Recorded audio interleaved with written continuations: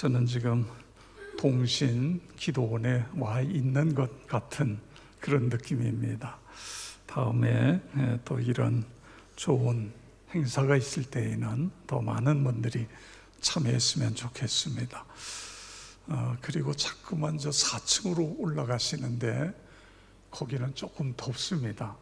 여기는 시원하고, 요 앞자리에 오신 분들은 제가 선물을 드려야 될 것 같아요. 선물을 도대체 이 금자리를 남겨놓고 왜 저 높은데, 다음 주에 여기 이렇게 앞자리로 오시기 바랍니다. 6.13 지방선거를 보시고 여러분은 어떤 생각을 했습니까? 대개 예상대로 여당의 압승이고 야당의 참패였습니다. 저는 근본 선거를 보면서 이 관계를 맺는 것이 얼마나 중요한 것인가. 전 대통령은 어떻게 보면 관계 맺기를 실패했고, 현 대통령은 관계 맺기를 나름대로 잘했다. 북한과, 물론 북한이 다 잘못했지요. 다 문제를 북한에서 다 제기한 것 아닙니까? 만든 것 아닙니까? 그래서 결국은 북한과 남한의 관계가 완전히 단절되어 있었는데, 현 대통령이 그 관계를 다시 회복시켰다. 여기에 이제 많은 백성들이 여당에다가 표를 줬다, 그런 생각을 갖게 됩니다. 이처럼 우리가 살아가면서 관계라는 것이 너무너무 중요하다. 관계가 단절되면 할 수 있는 일이 아무것도 없습니다. 그런데 이 관계가 잘 되면 모든 일이 순조롭게 잘 풀리는 것입니다. 그래서 우리 그리스도인들은 어디에서든지 관계 맺기를 잘 할 수 있도록 우리가 노력해야 합니다. 왜 하나님께서 우리 인간을 만드실 때에 당신의 형상대로 우리 인간을 만드셨지요? 그 목적이 바로 관계를 위해서 그렇습니다. 서로 사랑하는 관계, 이 관계를 위해 인간을 창조하셨습니다. 아담을 깊이 잠들게 하시고 갈비뼈를 뽑아서 하와를 만드셨습니다. 왜 만드셨습니까? 창세기 2장 18절에 보면 사람이 혼자 사는 것이 좋지 아니하니 내가 그를 위하여 돕는 배필을 지으리라. 혼자 사는 것이 좋지 않다. 관계를 맺으며 살아야 되는데 이게 안 되니까 결국은 하나님께서 하와를 지으셔서 부부의 관계, 행복한 관계를 맺으며 살아가게 하신 것입니다.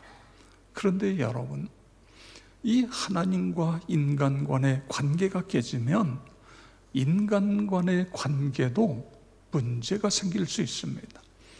사람과 사람 사이의 관계가 깨지면서 나는 하나님과 이 종적인 관계를 잘 맺고 있다.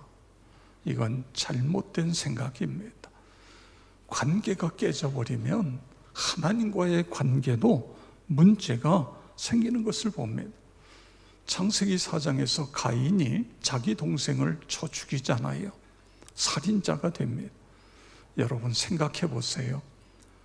부모와, 그리고서 부모와의 관계가 제대로 이루어지겠습니까? 하나님과의 관계가 제대로 되겠어요?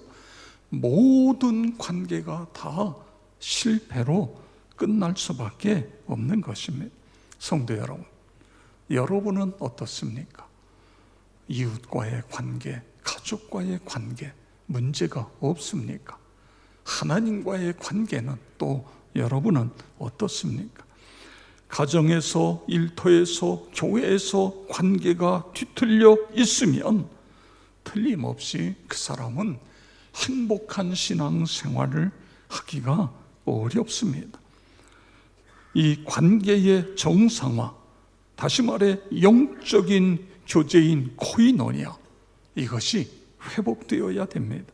그래야 건강하고 행복해지는 것입니다. 여러분 모두에게 그런 은혜가 있기를 주의 이름으로 축원합니다. 교회는 외로운 이들을 사랑으로 매만져주고 상처받은 사람들을 사랑으로 감싸주는 것이 되어야 됩니다. 하나님, 우리 교회를 통해서 치유와 회복이 계속해서 일어나게 하여 주시옵소서. 기도하시고 그렇게 되어지기를 주의 이름으로 축복합니다.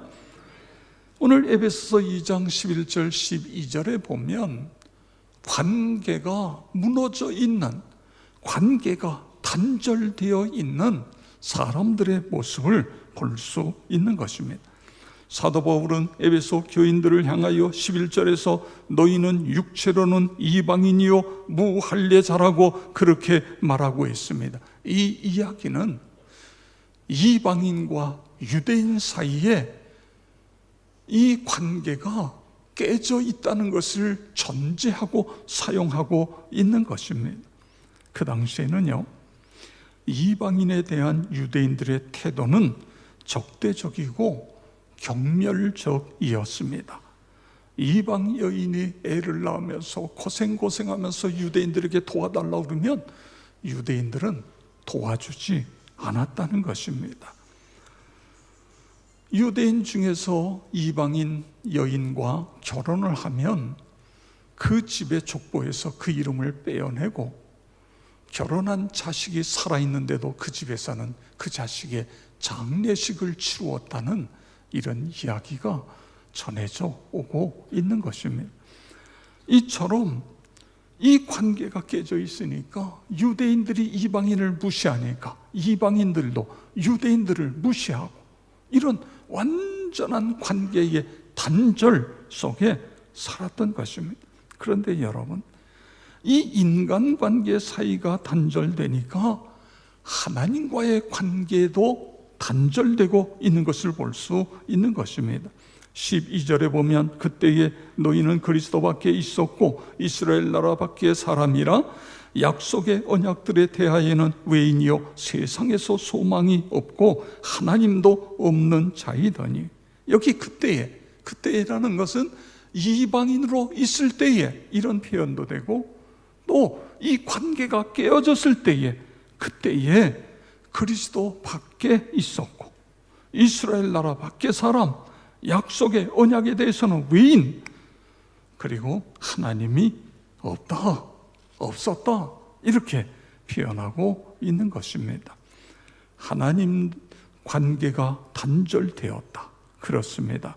사람과 사람 사이의 관계가 단절되어지면 하나님과의 관계에도 문제가 오게 되어지는 것입니다. 하나님과의 관계가 끊어지면 사람과의 인간관계도 치명타를 입는 것입니다. 그래서 수직적인 관계, 수평적인 관계, 이 모든 관계의 단절을 가져오게 되는 것입니다. 그래서 예수님께서 우리에게 이런 말씀을 하셨어요. 마태복음 5장 23절 24절 다 같이 읽겠습니다. 그러므로 예물을 제단에 드리다가 거기서 내 형제에게 원망 들을 만한 일이 있는 것이 생각나거든 예물을 제단 앞에 두고 먼저 가서 형제와 화목하고 그 후에 와서 예물을 드리라. 아멘. 예물을 제단에 드리다가, 이게 무슨 이야기죠? 하나님께 예배 드리다가 원망 들을 만한 다른 어떤 일이 생각나면 그 예배를 중지하고 가서 먼저 화목의 관계를 이루어라, 깨진 관계를 회복해라, 그리고 내게 와서 예배를 드려라. 예배가 여러분 얼마나 중요합니까? 그리스도인에게 있어서 예배 실패는 모든 것의 실패예요. 그럼에도 불구하고 순서가 있다는 거예요. 먼저 화목하고 그리고 와서 예배를 드려라.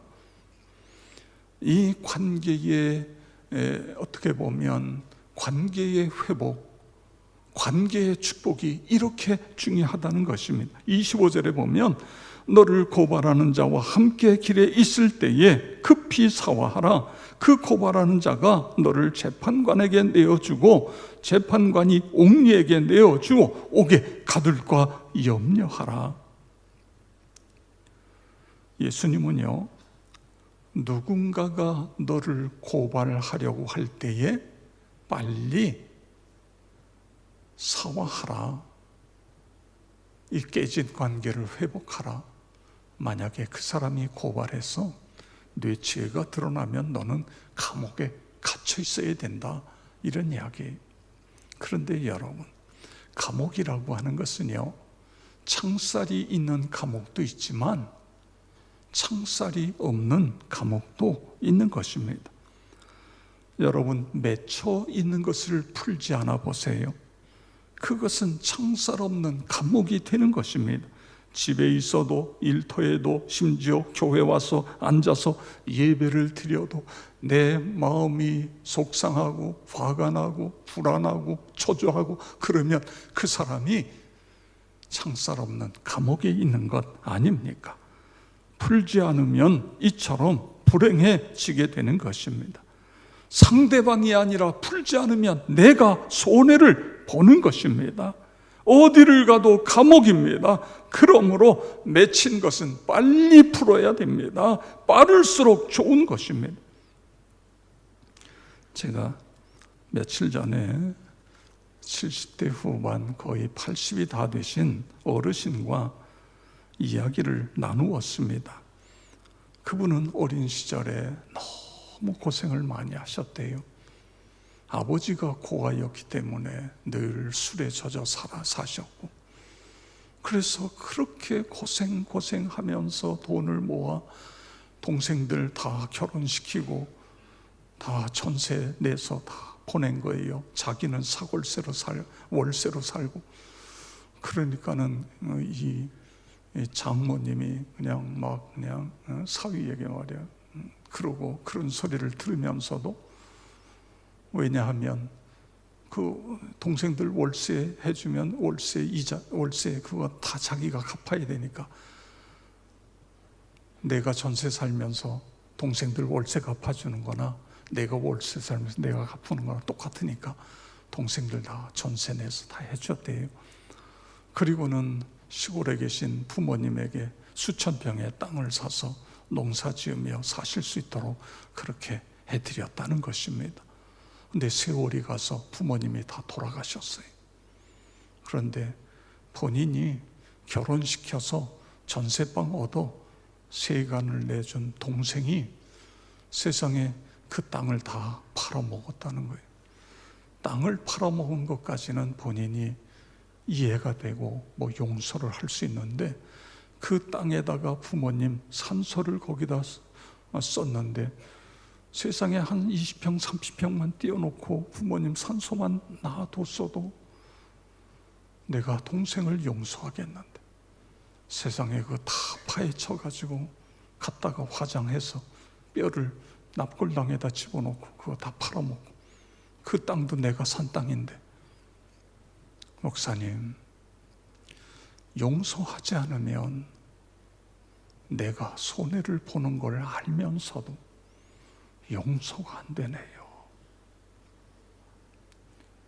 그분은 아직 예수를 믿지 않으세요. 그래서 제가 그분에게 해드릴 수 있는 이야기가 많지가 않아요. 그냥 그 하소연 아픈 이야기를 들어드리는 거예요. 많이 힘드셨겠네요. 어떻게 그런 일이 있어요? 여러분, 우리가 살아가다 보면 이처럼 가슴 아픈 이야기들이 내 이야기가 될 수 있습니다. 이 문제를 어떻게 해야 되느냐, 그거예요. 오늘 이방인과 유대인들 사이에 넘을 수 없는 이 벽, 철벽 같은 이 담, 이것을 어떻게 해야 되나? 오늘 성경은 거기에 대해서 말씀하고 있는 것입니다. 에베소서 2장 13절에서 15절인데 우리 다 같이 읽겠습니다. 이제는 전에 멀리 있던 너희가 그리스도 예수 안에서 그리스도의 피로 가까워졌느니라. 그는 우리의 화평이신지라 둘로 하나를 만드사 원수된 것 곧 중간에 막힌 담을 자기 육체로 허시고 법조문으로 된 계명의 율법을 폐하셨으니 이는 이 둘로 자기 안에서 한 세 사람을 지어 화평하게 하시고 아멘. 이 단절된 관계를 어떻게 하나가 되게 하셨다고 성경은 말씀하고 있죠. 그리스도의 피가 그리스도의 피로 가까워졌다. 이방인과 유대인 사이에 멀리 있었는데 예수의 피로 가까워졌다. 그리고 그 피로 둘이 하나가 되었다. 그리스도의 피로 중간에 막힌 담을 허셨다. 그리스도의 피로 한 세 사람 아름다운 공동체를 세워주셨다.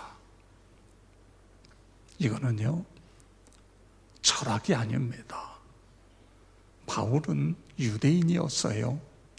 바울은 원래 자기도 이방인과 벽을 쌓고 살았어요. 이방인의 집에 들어가지 않았어요. 이방인과 대화도 하지 않았어요. 이게 바울이었어요.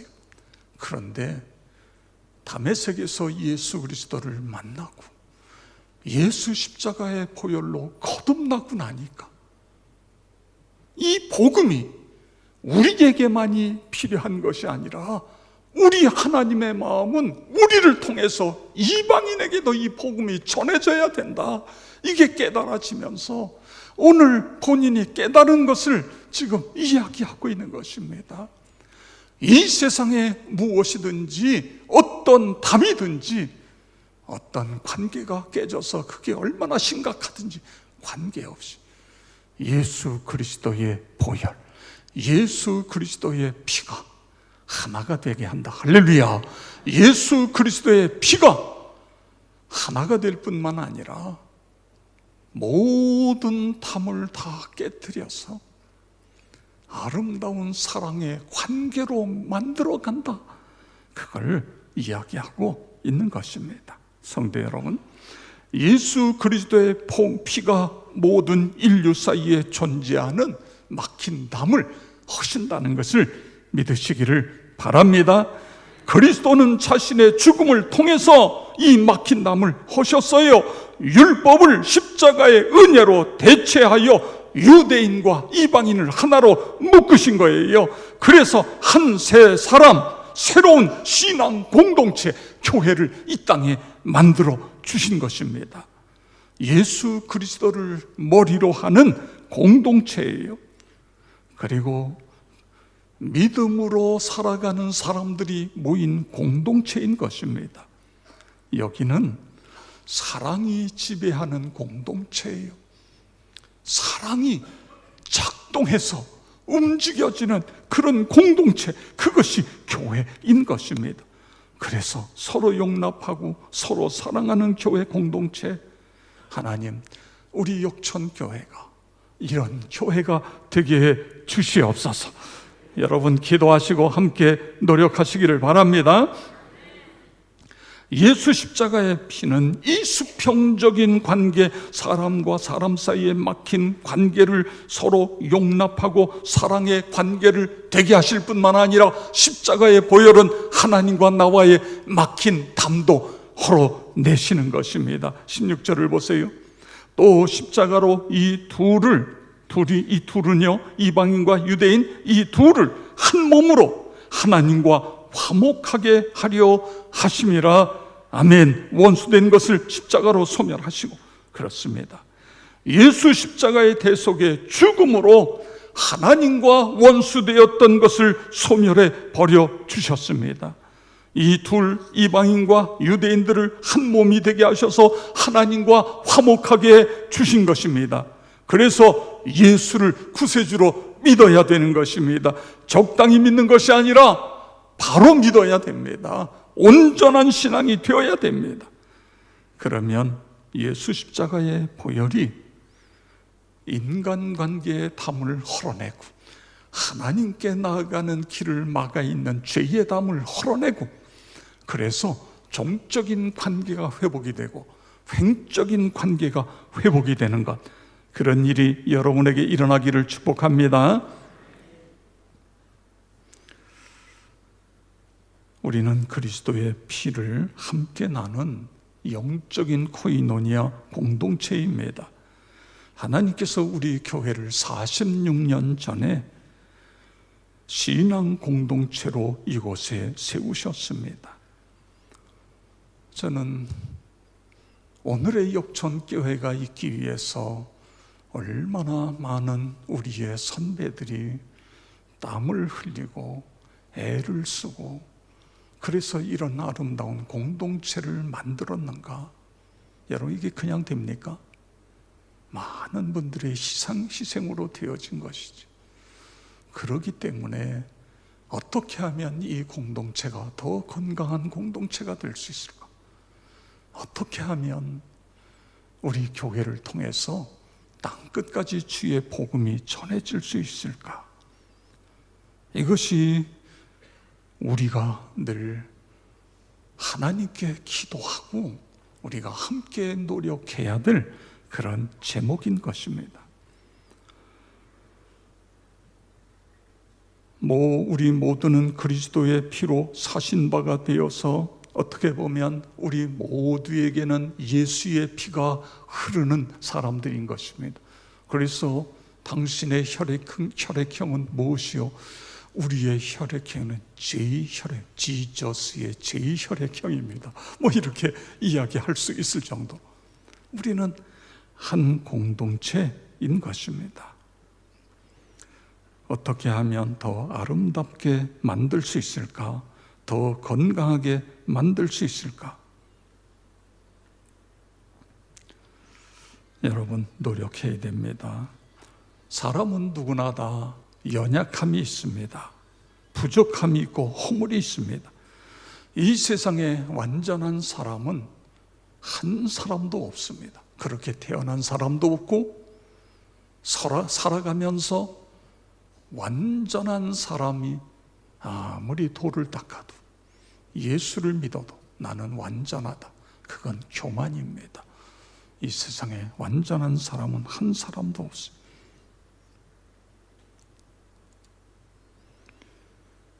그런데 사람들은 완전함을 요구하고 있습니다. 이것이 불행인 것입니다. 가정에서 부부 사이에 서로 완전한 걸 요구해요. 자기도 부족하면서 상대방에게. 부모와 자식 간에도 똑같아요. 부모가 자식에게 계속해서 완전한 걸 요구해요. 그러니까 자식이 돌아버리는 거지요. 어떻게 완전할 수 있겠습니까? 일터에서도 그래서 젊은 사람들이 직장에서 스트레스를 받는 거예요. 교회에서도 완전함을 요구해요. 그런데 우리는 완전할 수 없는 것입니다. 이것이 문제인 것입니다. 완전함을 요구하다 보면 어떻게 되죠? 완전하지 못한 것들을 자꾸만 들추어내는 거예요. 연약하고 부족하고 허물을 들춥니다. 그리고 그것을 공격하는 것입니다. 여러분, 불행한 가정을 보세요. 불행한 교회를 보세요. 불행한 일터를 보세요. 계속해서 들추어내잖아요. 계속해서 그러니까 거기는 불행한 것입니다. 반대로 건강하고 행복한 사람, 행복한 가정을 보십시오. 서로 부족한 부분들을 감싸주는 것입니다. 그리고 항상 감사하는 것입니다. 하나님께 감사하고 서로에게 감사하는 거예요. 스탠이라고 하는 사회학자가 이런 말을 했습니다. 현대인들은 암보다 더 무서운 질병을 앓고 있는데 그것은 감사 불감증이다. 그렇습니다. 감사해 보세요. 최고의 항암제가 감사인 것입니다. 최고의 해독제, 치료제, 이것이 감사인 것입니다. 사람들의 연약함, 부족함, 허물이 보이면 우리 그리스도인들 어떻게 해야 되지요? 들추어내는 것이 아니라 따라서 하겠습니다. 연약함은 도와주고 부족함은 채워주고 허물은 덮어준다. 그렇게 살아가시기를 바랍니다. 그리고요, 사람은 누구나 단점이 있지만 장점이 있잖아요. 그 장점을 보고 그리고 그것을 칭찬하는 거예요. 좋은 면, 뛰어난 점을 칭찬하고 격려하고 축복하는 것입니다. 이것이 건강하고 행복한 공동체를 이루는 길임을 여러분 믿으시고 그렇게 살아가시기를 축복합니다. 그런데 문제는요, 목사님 알아요. 그런데 그게 안 되네요. 이런 경우가 있습니다. 여러분, 우리 인간에게는 한계가 있어요. 그래서 성령님의 도우심을 받아야 되는 거예요. 이것이 그리스도인의 삶인 것입니다. 놀라운 축복의 삶입니다. 에베소 2장 18절을 보세요. 이는 그로 말미암아 우리 둘이 한 성령 안에서 아버지께 나아감을 얻게 하려 하심이라. 우리 둘이, 이방인과 유대인이 성령 안에서 하나가 되고 그리고 하나님 아버지께 나아가게 되는 것이다. 그게 성령 안에서 해서. 그 다음에 22절에 있는 말씀을 보세요. 너희도 성령 안에서 하나님이 거하실 처소가 되기 위하여 그리스도 예수 안에서 함께 지어져 가느니라. 아멘. 그렇습니다. 신앙의 공동체인 교회는 하나님의 처소인 것입니다. 성령의 능력으로 제 기능을 발휘하는 것입니다. 성령의 음성을 듣고 순종할 때에 이 신앙 공동체가 건강하고 행복해지는 것입니다. 그러므로 성령의 도우심은 절대적으로 필요한 것입니다. 성령 충만하기 위해서 우리가 예배에 더 집중하고 말씀과 기도와 찬양의 삶을 더 열심히 내시기를 주의 이름으로 축복합니다. 성령으로 충만한 신자들이 모이는 교회, 그래서 영적인 코이노니아, 아름다운 코이노니아를 완성해 가는 교회. 하나님, 우리 교회가 이런 교회가 되게 해 주시옵소서. 이 귀한 일에 우리 모두가 한 마음이 되게 해 주시옵소서. 우리 교회를 향하신 하나님의 계획, 우리 교회를 향하시고 이 땅에 있는 모든 교회를 향하신 하나님의 마음이 교회가 하나 되는 거예요. 하나 된 에너지를 가지고 땅끝까지 나가 복음을 전하는 것입니다. 그렇기 때문에 우리는 하나됨을 위해서 더욱 힘써야 되는 것입니다. 교회의 능력은 성령 충만한 성도들의 헌신에 의해서 이루어지게 되어지는 것입니다. 외로움과 아픔, 단절로 인한 소외됨을 그리스도의 사랑과 성령의 능력으로 치유하는 교회, 우리 교회 그렇게 되게 해 주시옵소서. 교회는 예수께서 자신의 핏값으로 만들어낸 새로운 신앙 공동체인 것입니다. 하나님을 사랑하고 이웃을 내 몸처럼 사랑하는 사랑의 문화가 꽃피고 지배하는 것이 교회인 것입니다. 죄를 과감하게 벗어버리고 그리고 하나님 아버지께서 기뻐하시는 선을 추구하는 영적인 코이노니아 공동체가 교회인 것입니다. 하나님의 사랑이 넘치고 예수의 구원의 역사가 계속 이어지고 성령의 교통하심, 성령의 위로하심이 이루어지는 우리 교회가 되게 해 주시옵소서.